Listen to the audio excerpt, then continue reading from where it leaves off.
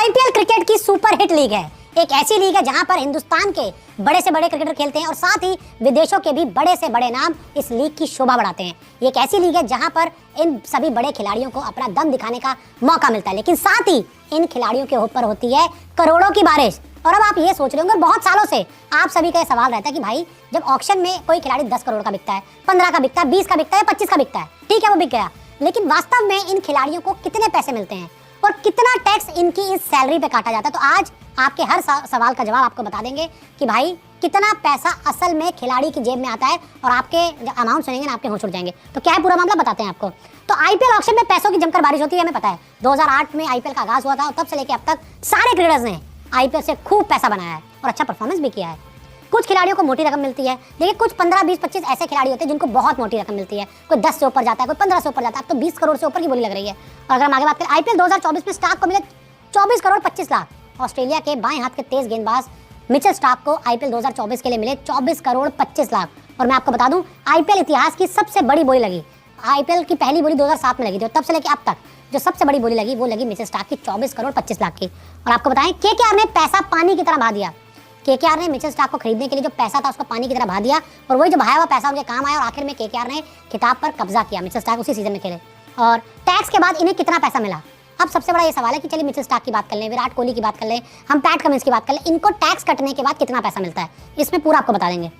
और IPL salary पर कितना टैक्स लगता है। जैसे आपकी सैलरी पे किसी की 5% लगता है, किसी के 10% लगता है, किसी के 15% लगता है, किसी के 20% लगता है, कहीं तक 30% भी है। तो क्या क्रिकेटर्स को भी 30% देना पड़ता है या फिर 5% में ही मामला चला जाता है? तो आपको बता देते हैं, कुल सैलरी पर 10% टीडीएस कटता है। जी हाँ, आपने सही सुना कि जो पूरी सैलरी होगी उसका सिर्फ और सिर्फ आपको 10% देना होगा, और 10% आपकी सैलरी के ऊपर टीडीएस कटेगा। तो 10% कितना हुआ? 20 करोड़ सैलरी पर 2 करोड़ का टैक्स। जैसे आपके मिचेल स्टार्क को 24 करोड़ 25 लाख मिले, तो उनकी सैलरी पर जो टैक्स बनेगा वो बनेगा 2 करोड़ 42 लाख के आसपास का, क्योंकि 24 करोड़ 25 लाख का 10% 2 करोड़ 42 लाख के आसपास हुआ। और अगर मान लीजिए आपको 20 करोड़ मिल रहे हैं तो आपकी सैलरी पर टैक्स लगेगा 2 करोड़। किसी की सैलरी 15 करोड़ है तो उसको मिलेगा, उस पर टैक्स कटेगा 1.5 करोड़।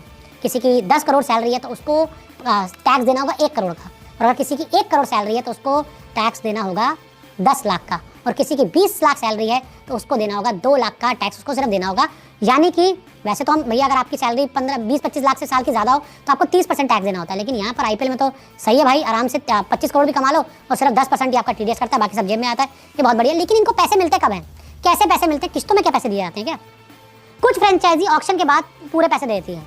कुछ फ्रेंचाइजी जो बड़ी फ्रेंचाइजी होती है, जिनको ये सब तनाव नहीं लेना होता, वो क्या करती है, ऑक्शन हुई, खत्म हुई, उसका सारा पैसा खिलाड़ियों के अकाउंट में डाल देते हैं कि भाई ये अपना पैसा लो, अपने पास पैसा रखो, आराम से मौज करो आराम से।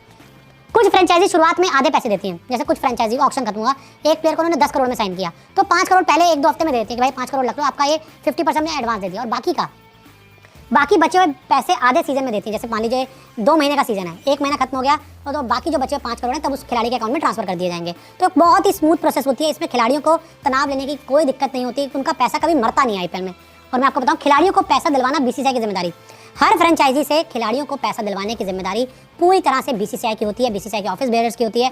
बीसीसीआई इस पूरे आईपीएल को गवर्न करता है, ये पूरी गवर्निंग बॉडी होती है, और जितने देश के सभी क्रिकेटर्स आते हैं खेलने के लिए वो भी अपने देश के बोर्ड के अंडर आते हैं, और बीसीसीआई के इससे उनके रिश्ते पहले बहुत शानदार होते हैं। तो ऐसे में कि कभी भी आईपीएल में आज तक कभी किसी खिलाड़ी का 1 रुपया भी नहीं मारा गया, बल्कि खिलाड़ियों को और से बेहतर सुविधाएं देने की कोशिश की जाती है।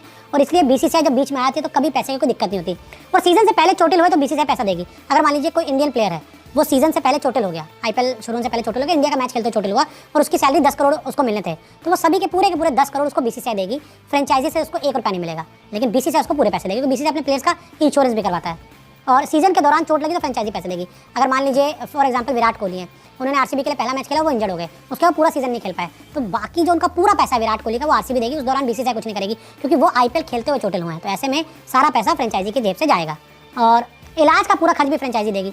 अगर कोई खिलाड़ी फ्रेंचाइज कोई खेलते वक्त आईपीएल के दौरान अगर मान लीजिए इंजर्ड हो गया, तो उसका इलाज जो होगा उसका भी पूरा पैसा फ्रेंचाइजी देगी, चाहे वो इंडिया का प्लेयर हो चाहे विदेश का प्लेयर हो, उससे तनाव लेने की कोई जरूरत नहीं है। और 2012 तक यूएस डॉलर में होता था भुगतान, तो 2012 तक जो पेमेंट स्ट्रक्चर था, जैसे किसी के 10 करोड़ फीस थी तो उसको उस समय का जो यूएस डॉलर का रेट था उससे डिवाइड कर दिया जाता था और यूएस डॉलर में उसकी पेमेंट होती थी। लेकिन 2012 के बाद से भारतीय रुपयों के जरिए पेमेंट होना स्टार्ट हो गया, यानी कि 2012 के बाद से रुपये में उनका ट्रांजैक्शन होना शुरू हो गया। और मुझे उम्मीद है कि आपको वीडियो समझ आया होगा, कितना % टैक्स कटता है, खिलाड़ियों को पैसा कब मिलता है और उनका जो पेमेंट है उसका मोड क्या है।